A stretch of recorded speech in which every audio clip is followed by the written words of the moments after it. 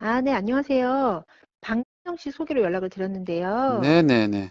네, 저희 이제 영어 때문에 연락을 드렸거든요. 네, 뭐 몇 학년인데요?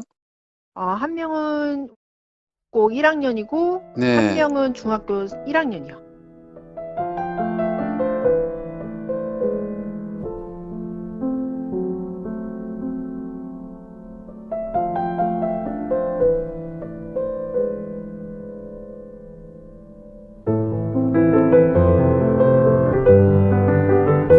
안녕하세요. 학원 상담 노하우 학성노입니다. 오늘은 학기 초 4일차 내용 반영 기술에 대해서 말씀드리겠습니다. 신입상담 5가지 절차 기억하시죠? 첫 번째 절차로 전화상담, 두 번째 신뢰 관계 형성, 세 번째 진단 평가 모두 마치셨죠? 네 번째 절차가 뭘까요? 학습 목표 수립입니다. 4단계쯤 되면 등록 확률은 80% 정도로 높아진 거나 마찬가지입니다. 만약에 전화 상담만 하셨다면 20%, 대면 상담에서 신뢰 관계 형성까지 하셨다면 40%, 진단 평가까지 하셨다면 60%. 절차를 거치면 거칠수록 각각 등록 확률이 높아질 수밖에 없습니다. 4단계까지 왔는데 자리를 박차고 나갈 정도로 용기 있는 학부모 없습니다. 이 단계에서도 등록이 안 된다면 이전 3가지 단계를 각각 다시 한번 살펴보시기 바랍니다.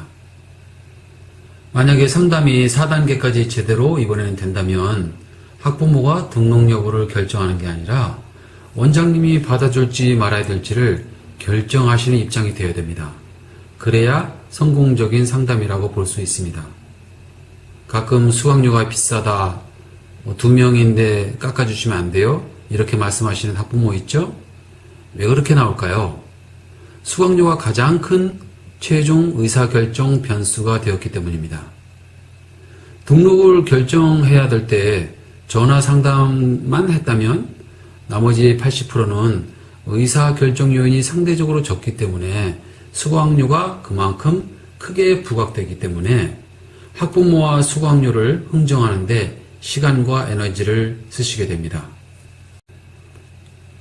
거꾸로 절차를 거치면 거칠수록 수강료는 등록을 결정하는데 커다란 변수가 되지 못합니다. 이제 원장님이 학생을 받아줄지 말아야 될지 결정하셔야 되겠죠? 지금 화면에서 보시는 학생들 가운데 몇 명은 원장님 학원에 보탬이 되는 학생도 있고 있던 아이도 데리고 나가는 학생도 있습니다. 선택을 잘 하셔야 되겠죠. 한 명씩 어떤 아이인지 말씀드려 보겠습니다.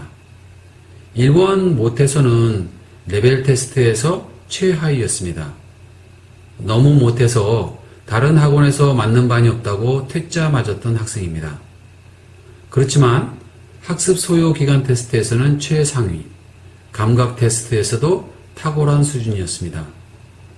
두 번째로 말썽이는 영어도 잘했습니다. 다른 테스트도 비교적 잘 나왔고요. 그런데 학습 유형이 행동형이었습니다. 상담 중에도 동생을 괴롭혔죠. 세 번째로 잘한다는 다른 학원에서도 잘했습니다. 비교적 사회성도 좋아 보였는데 긴장되면 눈을 찡그리는 틱이 있었습니다. 네 번째 꾸물이는 영어는 평범한 수준이고 좀 소극적 반항으로 꾸물거리는 버릇이 있습니다. 다섯 번째 미소야는 영어를 잘 못했습니다. 상담 중에도 대답을 잘 못해서 옆에서 듣고 있던 엄마가 답답해서 대신 대답해 줬을 정도입니다. 5명 모두 공통점이 있어요. 엄마가 모두 강압형입니다. 강압도 작동 방향에 따라서 긍정적 강압이 있고 부정적 강압이 있죠. 2번 말썽이는 결국 수업 중에 장난이 너무 심해서 한시도 한눈 팔 수 없을 정도였습니다. 그래서 결국 말썽이 때문에 그만둔 학생도 생겨났고 나중에 말썽이도 학원을 그만두게 되었습니다. 5번 미소야는 수업 중에 어려운 점이 있어도 제게 아무 말도 안 하고 항상 미소만 지었습니다. 그런데 다음날 학생 엄마가 쫓아와서 너무 어렵다고 항의를 매번 했습니다. 이렇게 매번 미소야가 뭘 배웠는지 체크했습니다. 나중에는 제 교수법도 따지기 시작했고 결국 어떻게 되었을까요? 그 학생 엄마가 소개해줬던 아이들도 다 데리고 나가버렸습니다. 그런데 일본 모태에서는 제일 잘하는 학생이 되었을 뿐만 아니라 학생 엄마도 계속 다른 학생을 소개해주고 있습니다. 학원 상담하실 때 상담 시간 내내 학부모와 학생을 어떻게 원장님이 관찰했느냐에 따라서 앞으로 등록하고 나서도 원장님이 감당할 수 있을지 없을지를 예측하시면서 상담하시는 게 좋습니다. 이러한 예측 작업과 선택과 결정을 신입 상담 때 끝내놓지 못하면 한 명으로 끝날 일을 등록 후에 잘 다니고 있던 다른 학생에게도 영향을 줄 수 있습니다. 신입 상담의 끝은 학생이 등록하느냐 마느냐가 아니라 원장님이 선택을 하느냐 마느냐가 되어야 됩니다. 이제 계획서를 작성하셔야죠. 한 장이면 충분합니다. 계획서는 평가서와 다르죠. 평가서는 원장님의 평가를 기록하는 거지만 계획서는 학부모나 학생의 요구사항을 기록하시면 됩니다. 어떤 학부모는 학교 영어도 봐달라고 하기도 하고 학교 숙제까지도 봐달라고 합니다. 그럴 때는 거절하지 마시고 그에 따른 추가 비용과 추가 수업 시간을 학부모와 협의해서 계획서에 써놓으시면 됩니다. 이렇게 문서화해 놓지 않고 나중에 갑자기 요구해서 안 해주면 섭섭해합니다. 그런데 문서화해 놓으면 어떻게 될까요? 마치 정가표가 써있는 물건은 깎지 못하듯이 당연히 지불해야 되는 것으로 인식하게 됩니다. 평가서는 현재 시점이죠. 계획서는 미래 시점입니다. 평가서를 바탕으로 계획서에는 학부모와 협의해서 학생에게 적합한 수업 내용과 수업 시간을 기록하시면 됩니다. 평가서는 상담 결과 중심이지만 계획서는 문제 해결 중심입니다. 학원에서 기본적으로 세팅되어 있는 커리큘럼과 다를 때 별도로 추가 수업이 필요한 경우에 학부모와 협의해서 계획서에 기록해 놓으시면 됩니다. 마치 계획서가 계약서 같죠? 합의가 끝나면 계약서처럼 좀 부자연스럽다 하시더라도 밑에 학부모에게 서명을 받아 놓으시면 학원 등록까지 쉽게 거절 못하게 됩니다. 병원 치료 방식 기억하시죠? 혹시 병원에서 의사한테 진단받고 병원비 깎아달라고 말씀해 본 적 있으세요? 그리고 또 약 처방할 때도 이 약은 빼고 저 약은 넣어달라 이렇게 말씀해 본 적 있으세요?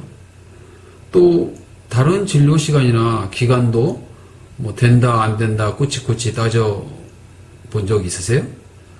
그런데 학원비는 싸다 비싸다 뭐 수업 시간이 많다 적다 교재는 너무 많다 적다 왜 따지는 걸까요? 어떤 차이가 있죠? 첫 번째는 체계화나 문서화가 되어 있기 때문입니다.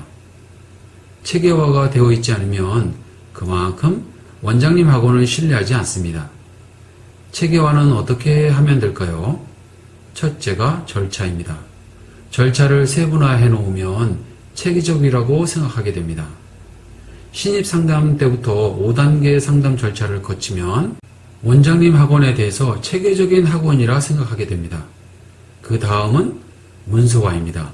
사람들은 문서화해 놓으면 내용을 인쇄해 놓으면 내용이 설령 잘못됐다 하더라도 오히려 내가 틀렸나?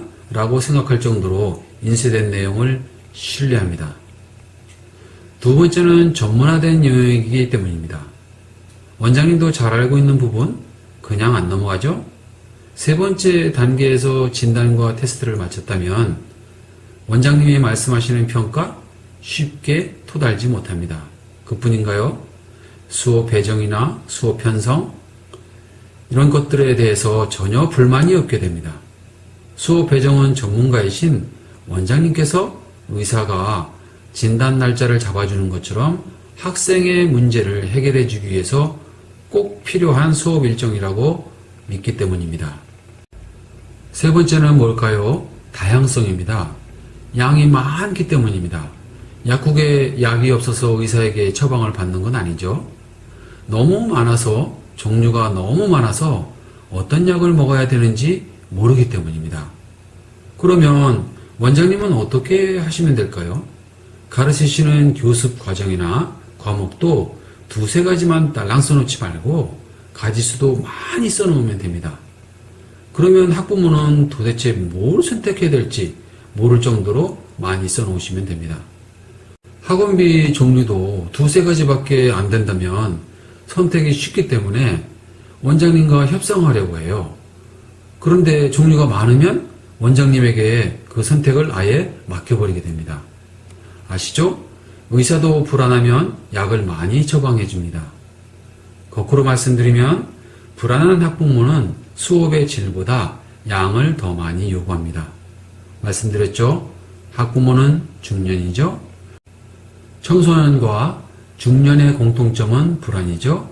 학부모와 상담, 불안 해소가 키워드입니다.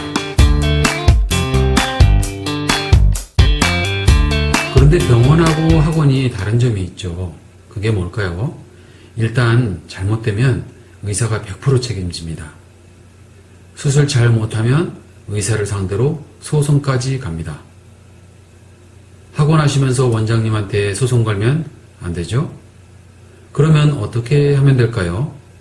계획서를 작성하실 때 학부모와 협의하셔야 됩니다. 왜 협의 절차가 필요하죠? 책임을 분산시키는 작업이 필요하기 때문입니다. 협의하시는 만큼 원장님 책임 영역이 그만큼 줄어들게 됩니다. 그러면 어떤 내용에 대해서 협의하면 될까요? 원장님은 원장님이 정해놓은 학원 커리큘럼만 책임지면 됩니다. 학부모가 가끔 숙제는 없냐, 차량은 운행하냐, 학원 빠지면 수업료는 어떻게 해줄 거냐, 이렇게 곤란한 질문을 하시죠? 수업 그 자체보다 수업을 하기 위한 부가적인 요소들은 학부모와 협의하는 내용으로 남겨놓으시면 됩니다. 그래야 원장님이 해주시더라도 생색낼 수 있습니다. 이거 특별히 어머님께만 해드리는 거예요. 다른 분께 말씀드리면 안 돼요. 라고 생색낼 수 있습니다. 물론 그 비밀 다른 학부모에게 몰래 말할 수도 있습니다. 어떤 학부모에게 말할까요? 새로운 학부모, 잠재 고객이죠. 그러면 그 비밀을 듣는 학부모도 꼭 옵니다. 자기도 해달라고 하죠. 그러면 그때도 특별히 챙겨주시면 됩니다. 수강료를 깎아주시는 것보다 서비스를 챙겨주시는 쪽으로 풀어나가셔야 됩니다. 원장님께 수강료는 제2의 생명이기 때문에